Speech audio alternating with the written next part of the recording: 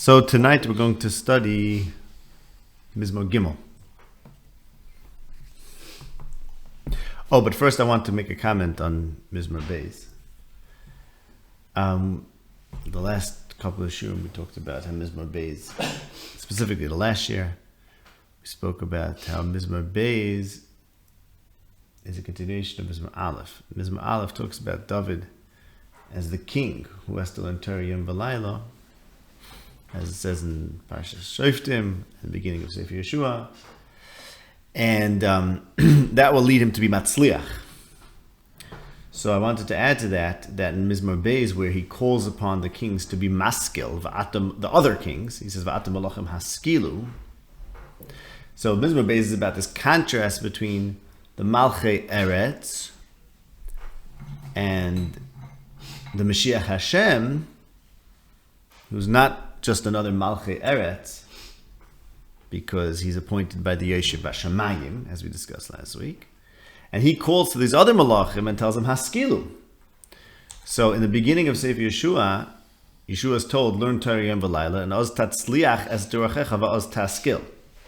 So Mizmor Aleph, where it says about the one who learns Torah Yom V'Layla, Kol Asher Yasa Yatzliach, and that's the king, like Yeshua was a king. And he's calling upon the other kings to be maskil / matzliach, such as he is, and don't be one of these Malchei Eretz who think that they could compete with him. He's really. Is he calling on the later kings, or is he calling his successors, or is he calling? No. The kings that would oppose him in his time, in Mizmor Beis, not his successors. It's the Goyim and the Umim, the other kings. One more point on Mizmor Beis. There it says, "Vanina Sachti Malki Al Tzion Har Kodshi." And I'm not sure if I made this point, that the Malchei Eretz are ganging up on a Melech who's a Melech of Hashem. Hashem is Yeshiv Bashamayim. So his king is not just a Melech Eretz.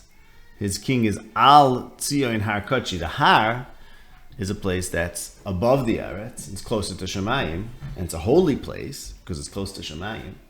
So therefore that king, the king who's Hashem's appointee, is superior. You can get a sefer from there. Is superior to the Malchei Eretz because he's Al Tzion Har Kodshi. And similarly, we have the in Mizmor Peites, which we mentioned last week, is parallel to Mizmor Beis, because Mizmor Peites it also says that the king is going to be the Bechor of Hashem. He's going to be called, Hashem is going to be his father. And there it says in Pasuk Chav Ches, Afani Bechor Etunehu Elyon LeMalchei Eretz. It's the same thing. The Malchei Eretz want to attack him as another Melech Eretz, who they're going to gang up against. But he's Elyon, he's over them, and it's using a spatial metaphor that he's above the Eretz, because he's Hashem's son, like we have in Mizmor Beis, Ani Hayom L'Duticha, and therefore he's Al Tzion Har Kodshi, and he's over, he's higher than the Malchei Eretz. He's in between the Aretz and the Shemayim because he represents Hashem, who's Yeshiv Hashemayim. Okay. Now let's go to Mizmor Gimel. So, Mizmor Gimel, one of the things that happens, and everyone does this here, interestingly, especially the way we were learning, the first two are introductory, or about David, and they're really one Mizmor. So now you get to Mizmor Gimel, you want to ask, okay, why is this here? Can we say something about the order?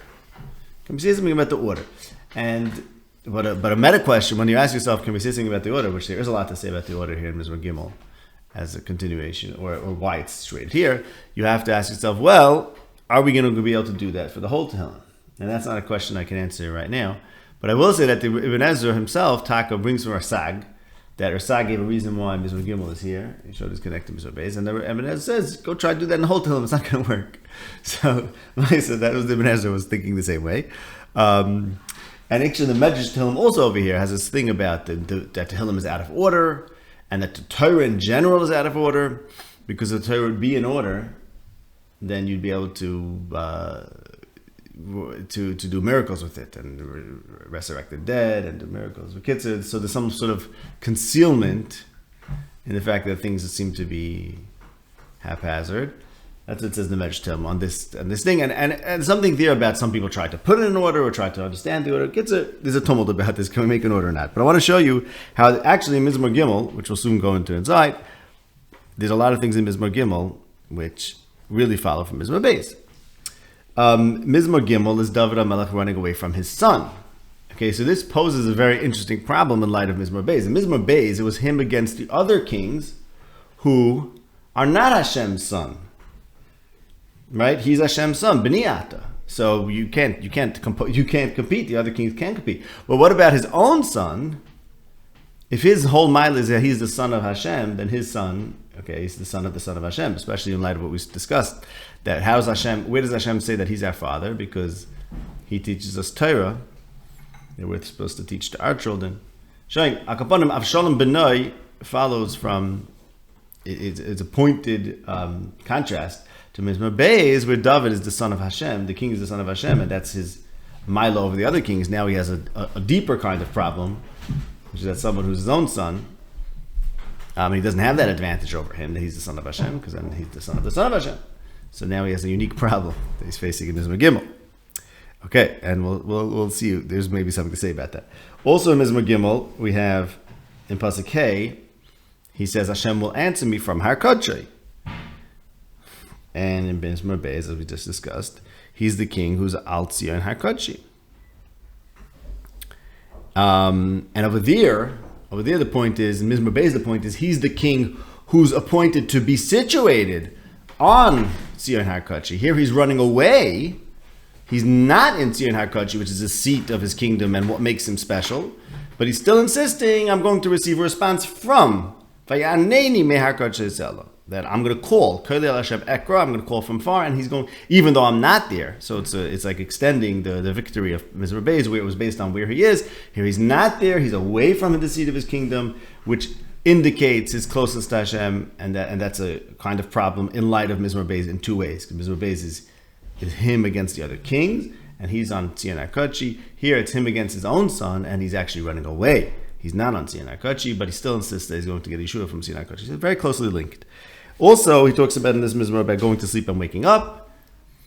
And we mentioned this, if Mizmor Aleph and Beis are about learning Torah and Valayla, specifically Kriya Shema, as we discussed in the last few weeks. So here we have again a reference to going to sleep and waking up. Okay. And now, let's learn the Mizmor. So firstly, the Mizmor seems to be very simple. Basically, the Vart is he has many people who are ganging up on him and say that he's not going to get any deliverance from Hashem, but in fact, Hashem is his shield, and he's going to call Hashem. Hashem is going to respond to him. He's going to go to sleep and wake up sound in safety. Hashem is supporting him. He's not afraid of all the masses. Hashem, his God, is going to deliver him and hit all his enemies, break their teeth, and Hashem, the Yeshua comes from Hashem, and the blessing is on Hashem's people. Okay, so it seems very straightforward. Okay, so first I want to read it inside and show you. I want to show you inside some internal parallels, like some words that are some themes in the Mizmor, and then since this is a story about David running away from Absalom, of course, what we have to do is we have to look at that story in Sefer Shmuel, and I'll show you that there are parallels to that story too. Okay. So the first thing you notice is Hashem Rabu Tzara. He talks about Rav. He talks about the numerousness.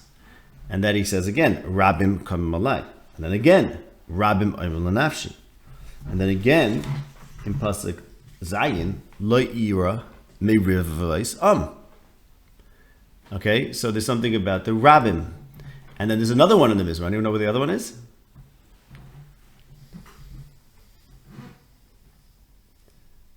Okay, time's up. Shine Risham Shibarta says the Gebush Lakish and Gemara Brachas Al Tikri Shibarta El Sher Rivavta. The whole story with Ogmach HaBashan, his teeth grew out because we read it not Shibarta but Rivavta, which undoubtedly is because he says, look, this whole Mizmor is about Rav, Rivvais. So even Shibar is also supposed to remind you of Rivvais because Rivav. Okay, somehow I don't know how that. That's all I can say about that. But that's due to this idea of the Mizmor is about the numerous, the many people, and the fact that he's facing a rabbim. Okay. And what are these rabbim doing? Rabbim kamim alai.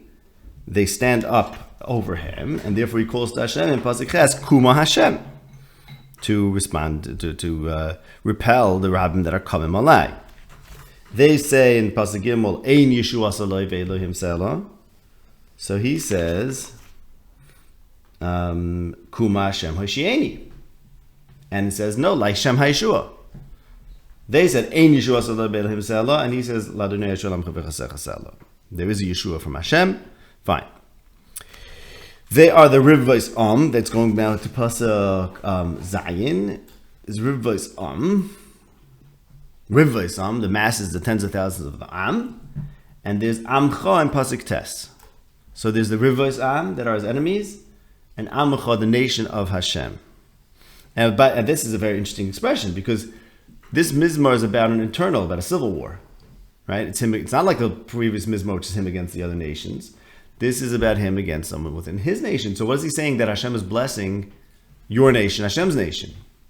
They're all Hashem's nation, right? Oh, just be careful. This, if we touch it, it's going to make big problems. So, no, you're good. I just want to tell you before it happens.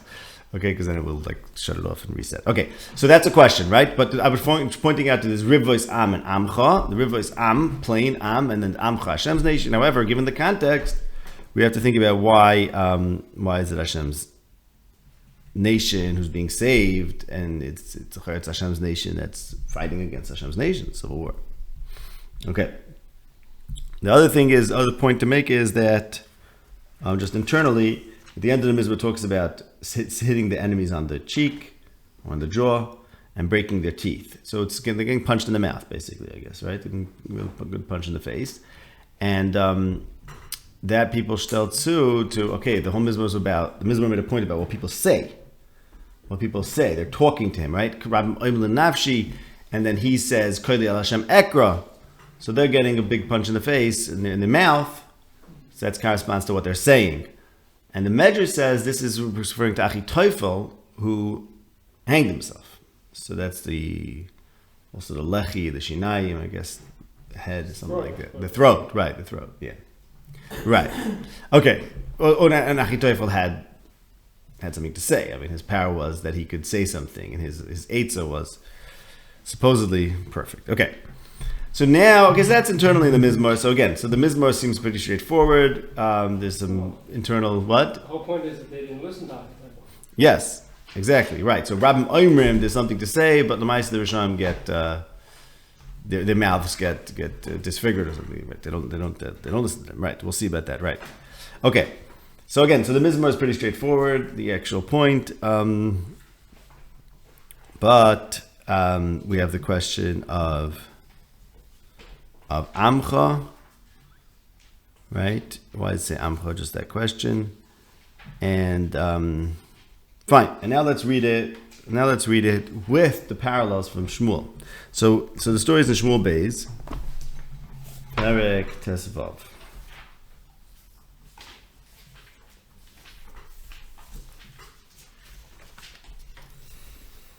Shmuel Beis Perek Tesvav is where it all starts. I mean, the actual rebellion of Absalom against David. So let's start from the beginning. So it says, Mizmor David bebarcha b'pnei Absalom b'nai. Okay, bebarcha, he's running away. There we have a Mizmor in Shmuel Beis, Perek Tesvav, Pasuk Yud Dalid. David announces, Kumu v'nivracha. We have to run away. And Pasuk Tesvav says that the servants of the king said, whatever you choose, that's what we're going to do. So David said we have to run away, and they agreed, which is important because it means that he chose to run away. He could have maybe stayed and fought. He says, no, we have to run away. And they said, whatever you choose, which, okay, maybe a play on it. He says, nivracha, and they said, whatever you're boicher. But either way, there's a choice to be boireach, which is, of course, important because that seems to suggest that David was weak, which we'll see is very important for this mizmar. And bevarcha, he has this mizmar. Okay, now we pointed out before. That there's this challenge what to do about Absalom, right? Because Absalom is benai.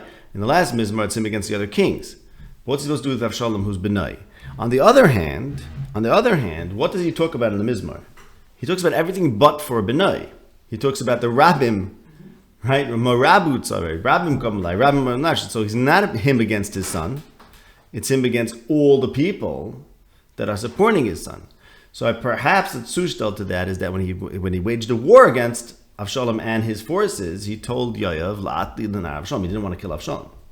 So he didn't consider his real problem to be Absalom. The real problem is all the people that are supporting Absalom. We have to decimate their ranks and wage war against them and weaken them, the numbers. But Absalom himself, David thought was redeemable. So that would be perhaps the solution over here, which is, in other words, the continuation from Mizmor Beis is, okay, he's facing Benoi, now what? But actually, he talks about everything but for Benoi. It's still on Hashem. What? Right, so I'm not answering that problem. So therefore, yes, but it's not him against another king. No. But he's the son of Hashem. Not everyone is the son of Hashem. He's the son of Hashem because he's the king. Okay? Yeah, that's... Yes, I'm answering that question. Right. No, that's a good question. I'm answering that question. I'm answering the question of, given the contrast to Mizmor Beis, which says, okay, the king of Yisrael against the king, a foreign king, the king of Yisrael wins because he's the son of Hashem, that brings out that when it's the king of Israel against his own son, we have a major problem. He ignores it. But in Mizmor Gimel, Taka ignores that problem. He focuses on the rabbim, and that has a parallel in the story, perhaps, where he's really not so worried about Absalom. He thinks he can make peace with him. He doesn't want Yoav to be. But Yoav knows better or thinks better, whatever. Okay, fine. It's the halacha. What's the halacha? Rishus yesh l'melech larig, I think is Lashon Rambam. I don't think Mordechai Machzi have to king. I think the Rambam says you could. Yes, true. Right, a wealth can't be Melech Kvodah, that's true. But I think when it comes to murder, machas, and killing, I think the Rambam says Rishus. If you're talking about a case where somebody disobeys an order, then yes. But if you're talking about somebody who's... That's what you say. You would think so, right? So I don't know. So la'atli l'nar l'Avshalom. Okay, no, but la'atli l'nar l'Avshalom at least might mean that he doesn't feel he has to run away from Absalom. Right? His bericha is because of the masses that are with Absalom. The fact that he can't face him. Perhaps you could say like that. Okay, fine. That's something to think about. Fine. Now, what's the focus in this mizmor? I know. It does sound like Absalom is the risk there. On the other hand, like I said, he also told him to take it easy on Absalom. Which I don't know what he means. Did he want to spare him? What's la'at lina Absalom? What does that mean, la'at? What does that mean? Take it easy? Well, first of all, what does la'at mean? That's a pasha to figure out the word means. Interpreted as don't kill him. I don't know. Yeah, I guess so. Well, maybe don't kill him in the heart of a tree. Like, I don't know. Maybe kill him gently. Maybe give him, assisted suicide. Whatever. No. I don't know. It was pretty brutal. It was like he's stuck in a tree. He should have taken him down, taken him to the king, and we have to talk this over, and you have to go in exile. I don't know. Exile is not killing. Kill yourself, do the Japanese thing. I don't know. No, I think you jumped to conclusions. I just don't know I just would have to study that to know that. They don't want to, yes, it certainly meant they shouldn't kill him in the tree. Fine, right there. So what is the Mizmor about? The Mizmor, okay, I just don't know. That's all I'm saying. I'm saying that the people at the time interpreted it that way. That they shouldn't kill him the way Yoav did. Yes. No, at all. How do you know that?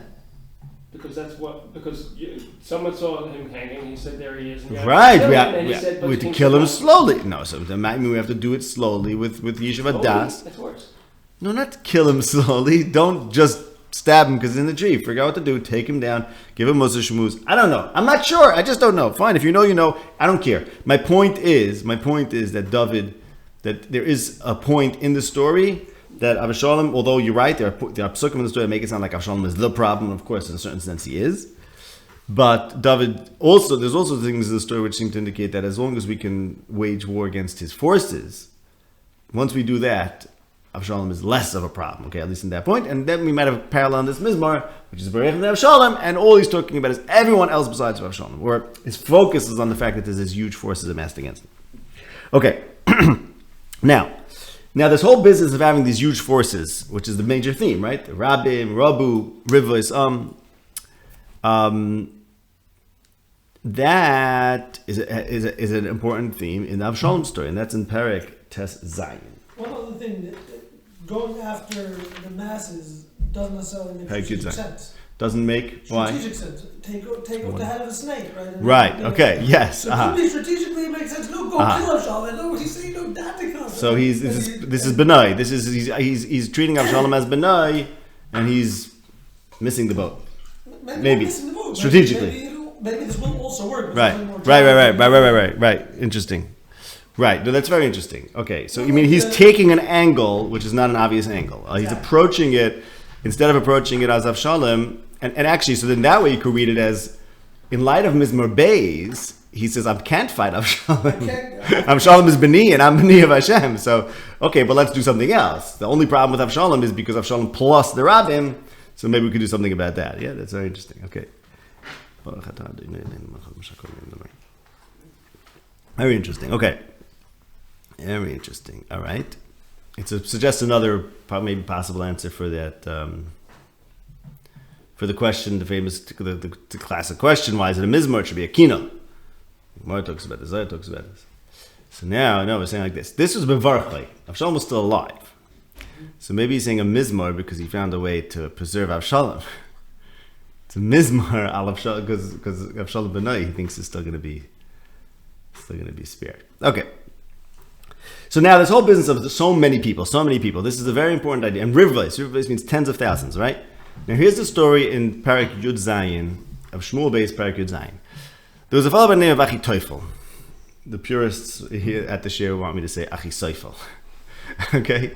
So when I say Achitofel, you could know I mean Achitofel. Right, Shalom? So Achitofel was the big advisor of David, and whatever Achitofel would say was like the word of a god. It was like the Betumim. And David, and Achitofel was on the side of Absalom, and David said, Hashem sakel no atzas Achitofel.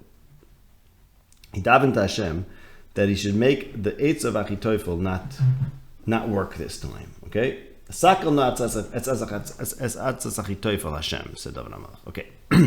Fine. Now David HaMelech runs away, and the question is what to do now. So Perek Yud Zayin begins where Achitofel gives Absalom his eitzah. He says, I'm going to take 12,000 men. We're going to chase after David tonight, immediately.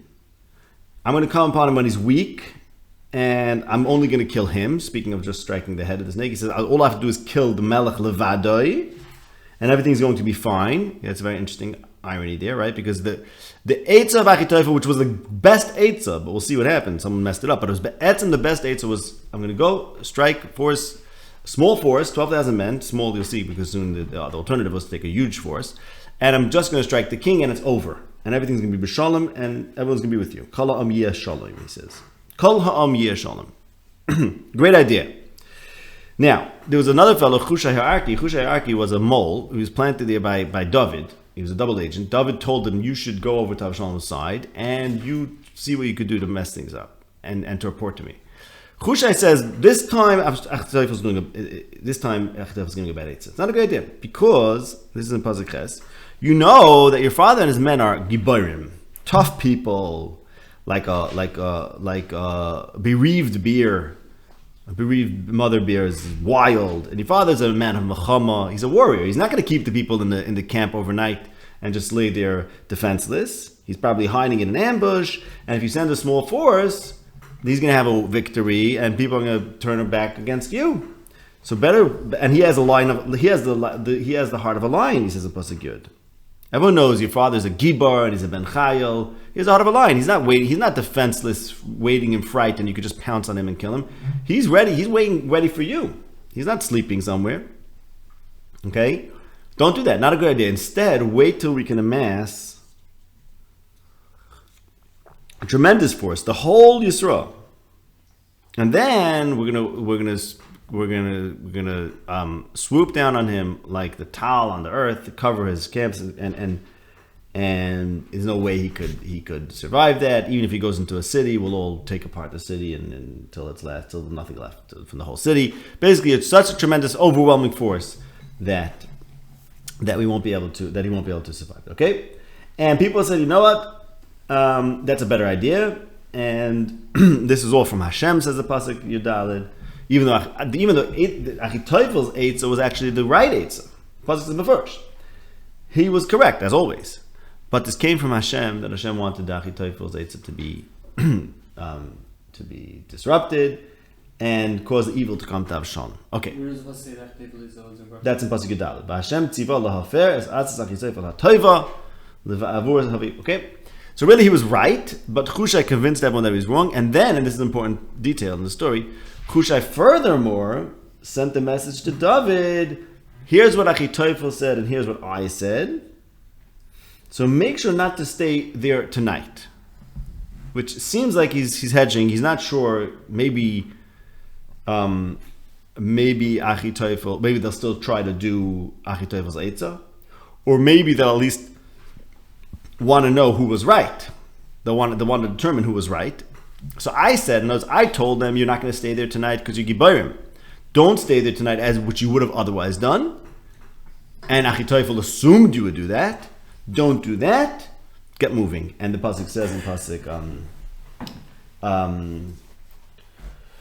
take a look at pasuk of Aleph. There it says also they told King David, get up and leave quick because Achitofel was miyayitz on you. So he's still protecting himself from the Eitz Achitofel. It's critical to understand that.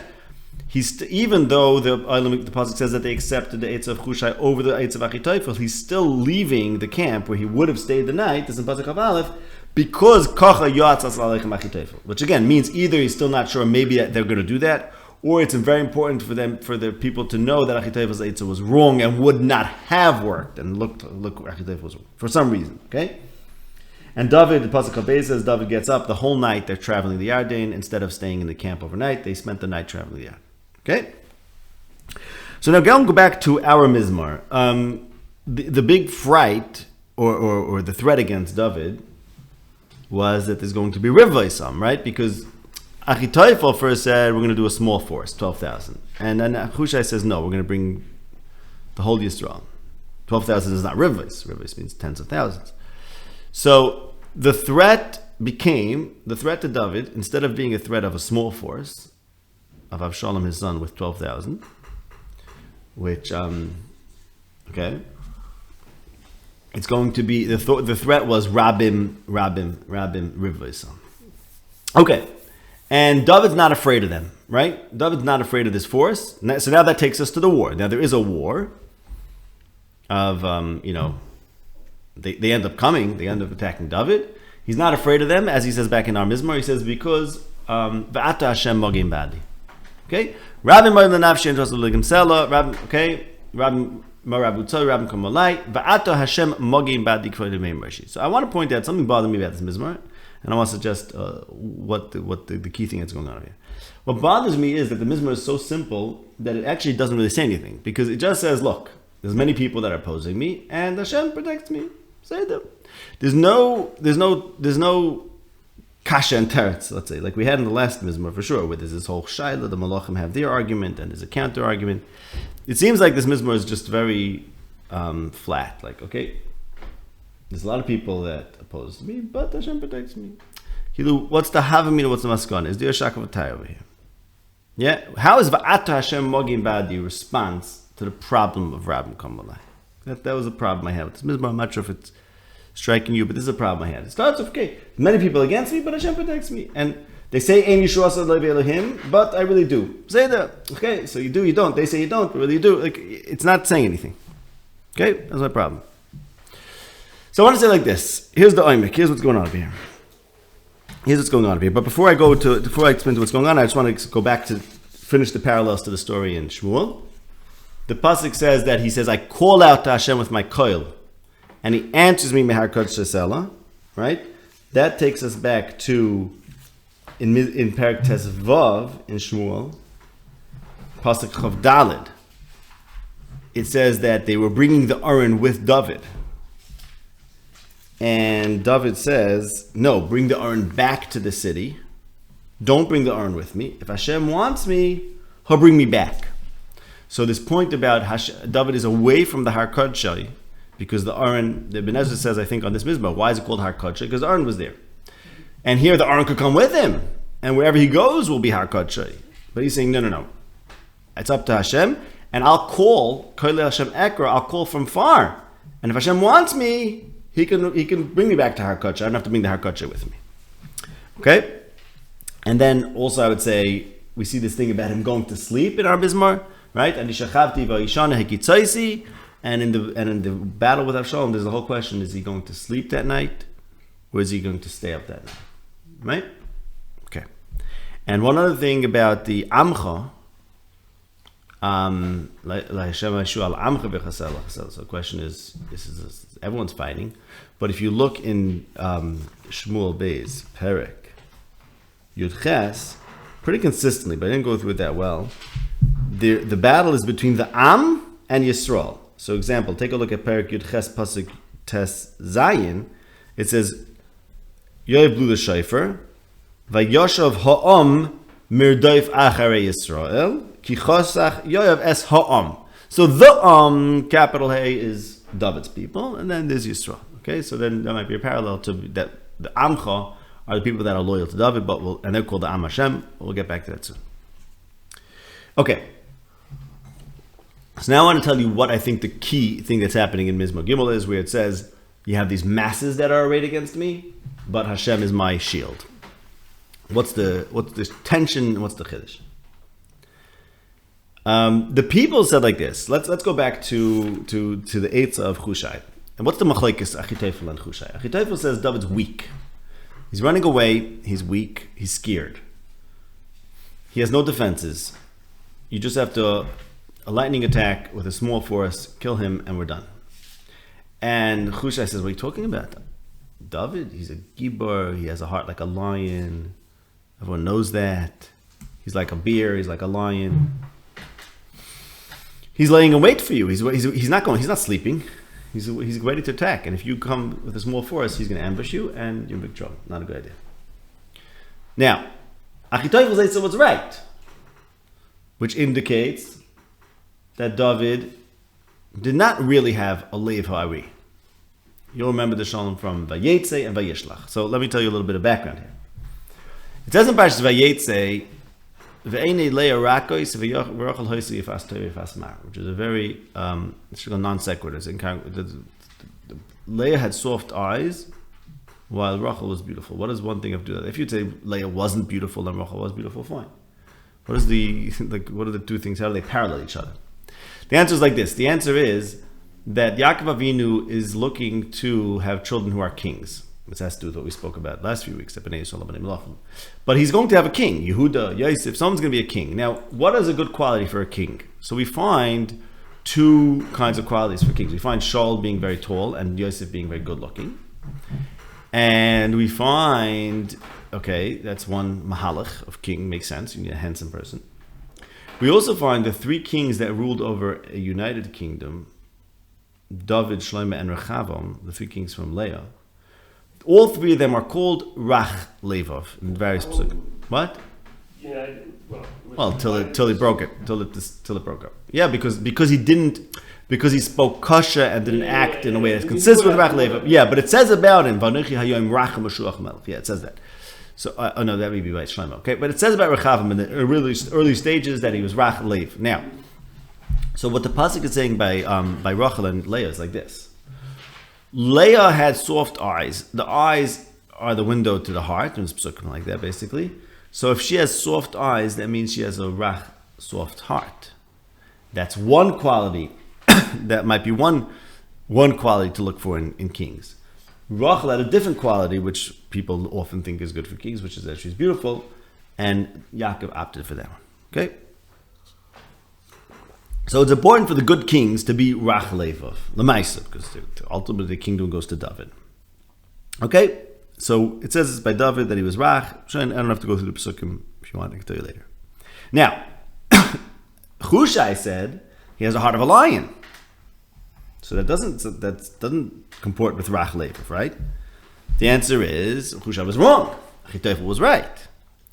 So in fact, David was a very meek and timid person. And this we see in Mizmor Nun-Hey, for example, where David HaMelech says, I have my enemies, and my libi yochel bekirbi, ve'emes mavas naflu alai, yer varad yavoy bi, vatachaseni palotzes, va'oymar mitin le'ever kayoyna, ufa veshkan, I want to run away. Where does he want to run away? He wants to go to the midbar. Hine archik nedoid olin ba midbar selo. He wants to be lon in the midbar. Which is exactly what he's doing by Absalom. He's running away. And Achitofel says, you know where he's being lun in the midbar. He's frightened. He's petrified. He just got out of your way. So all you have to do is chase after him. He's weak. Right? That's the Metzias of David. And by the way, okay, in Mizmor Nun-Hey also references Achitofel. There happens to be parallels over there, which I don't know if we go into now. So David HaMelech was actually a Rachlev, which is also Mefurish in Mishlei, that a king is not supposed to be tough like a lion and a bear. It says in Mishlei Perek Chof Ches, Pasuk Yud Daled, Ashrei Adam Mefached Tamid, Umaksha Liba Yipol Bara, Chof Ches Yud Daled. Ashrei is the person who is Mefached Tamid, was always afraid. While a Maksha Liba, someone who makes his heart hard, is going to fall. Bad things are going to fall upon him. Next pasuk, Ari Noyem V'Doiv Shekek, like a lion who's roaring, or a bear that's roaring, whatever bears do. Moshel Rasha al Amdal. That's a mushal for a leader who's a Rasha on an impoverished people. He's like a lion. So he's not supposed to be like a lion. He's not supposed to be like a bear. He's supposed to be Mefached Liba, Mefached Tamid. Not supposed to be tough like a lion. Now, Chushai said, everyone knows he falls like a lion. Now, the truth is, David was that Grois Gibor. He targeted great Gevuras. For example, what was his first initiation to Gevura? He killed a lion and a bear, right? And when he comes, he offers to kill Goliath. And Shaul says, how are you going to kill Goliath? And he tells him a whole story. I was a shepherd, and along came a lion and a bear. This is in Shmuel Aleph, Yud Zayin Perek Lamed Dalet. Killed a lion and a bear. Right. He says over there, I killed the lion and the bear. But he says, and this is the key pasuk, Hashem he's going to save him the plishtim. So there's two ways to understand David. Either you say, look, this guy fought a lion and a bear with his own bare hands, so he's a lion and a bear. Right? That's one pshat. But the real pshat is actually he's the most timid person who runs away and wants to stay in the middle, but like a yaina. He's not a bear, he's a yaina. And Nervas, Hashem gives him the strength to fight like a lion and a bear. Okay? So Achitofel, Grace Tzadik, he knew that David was Mischatzik B'Hashem Aleikav, like it says. He knew that David wasn't a lion and a bear. He knew that Be'etzem, David's a Bereach of Pnei Avshalom, and he goes to the Midbar. And Melu, you have to come upon him and get him.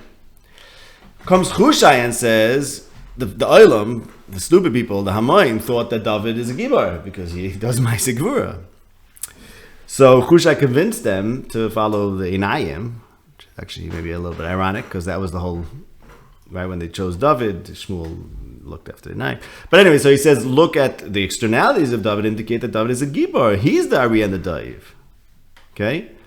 So because the people believe that David is himself courageous, that's why he was facing the Riv Vaisam. Right? Why did they have Rabbim come Malay? Because Olam didn't believe Achitofel. Okay? But actually, Achitofel's right that what? V'ato Hashem mogin ba'adi. And Lashem ha'yeshua. They said, Ein Yeshua Salei Ve'elehim Selah. They said David has no Yeshua in Hashem. Why? Because they thought that David's might did not come from Hashem. They thought, the Olam that was coming, the Rabbim. Why did the Rabbim come Malai? Because the Rabbim said like this, you know why David wages wars? Not because Hashem is his Magin, not because he gets Yeshua from Hashem, because he's a Gibar. So you know what we'll do? We'll bring so many people that his Gibur is not going to help. Boom, over. Now they were wrong. Why were they wrong? Because really, Va'ata Hashem Magin Badi. Really, Lashem HaYeshua. Meaning, David's might really came from Hashem. I'm not the warrior. Hashem is the shield. I don't do Yeshua. Hashem does Yeshua, and therefore David gets Yeshua and Hashem. So in other words, this Mizmor is saying like this, that the reason why everything happened by mistake. In other words, let's say David was actually not Va'ata Hashem Magin Badi. Right? Let's say Va'ata Hashem Magin Badi wasn't true. In other words, let's say Chushai's argument was right, that David's Magin is his own power, his own courage. Let's say the Yeshua was not Be'ele Kim, the Yeshua was himself. Then David would have been very afraid, because basically then Achitofel would have said to bring the Riv V'Isam, right? So in other words, for whatever reason, it was important that the Riv V'Isam should be coming in error, right? And the good Eitzah should be Sakalna, and there should be some sort of tension. Whatever that tension is, figuring out the Maisa. But the point is, the error of the Riv V'Isam, the miscalculation, and like I said, it was important that there be a miscalculation. Because that's how David got saved, through the fact that there was a miscalculation. The miscalculation was because they don't realize that Ata Hashem Magin. So that's the tension and the mizmor, the Havmi and the Maskana is the Rivos. I'm think that Hashem is not my Magin. I am my Magin. And if I am my Magin, there's only so much I can do because they could overwhelm me with enough numbers. But in fact, Hashem Haishua.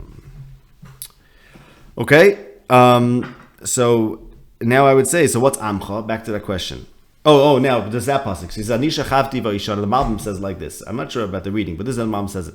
Anisha Chavti Vayishana. I would have gone to sleep, but Hekitzaisi, instead I stayed up. Ki Hashem Yismecheni, because I had to get the message that I have to stay up that night. But Be'etzem, I would have gone to sleep. Why? Because I'm not strong. I'm weak. Hashem is my Magin. Right? But I learned that I have to pretend that Chushai is right. Well, really Achitofel was right? So he's acting like Chushai is right, and he stayed up. But really Achitofel was right, that everything was coming from Hashem. Right? So he's dancing in Tzvei Chasnas. It's not true. Okay, and then just the point about Amcha. So we said, why is he calling them Amcha if everyone is part of the same nation? So perhaps what? Right. So there's right. But why is they called Amcha Hashem? No. So I think the point is Amcha follows from Lashem Aishur. In other words, the people. He only wants to keep the people that recognize Lashem Haishua. In other words, the key question over here is the people that followed Absalom and supported this war, the Rabbim, are those people that don't understand where the Yeshua of the Shem of the Melech comes from. They don't know Lashem Haishua, because had they known Lashem Haishua, they would never have thought that David is a Gibor. They would have understood that he's not a Lionheart, right? They don't understand Lashem Haishua. So they're the ones who I want to extirpate through waging this war. And after the war is done, we'll weed out the non-Amcha people. In other words, the people who don't have loyalty to Hashem, don't realize where the Yeshua comes from. And then we'll be left with an Amcha, with a nation that's dedicated to Hashem and recognizes that Hashem Magin Badi, and they'll receive the bracha. What? Everyone who's left will learn. Right, exactly. Everyone who's left. Right, exactly. Now you don't have to kill them all, but the point is, this. Yeah, but the battle will rectify that problem, right? The battle will rectify the problem such that we'll be able to have an Amcha instead of having this division, which is based on the fact that people don't recognize that the Yeshua comes from Hashem. This is what Okay? Moshe said. This is what Moshe said.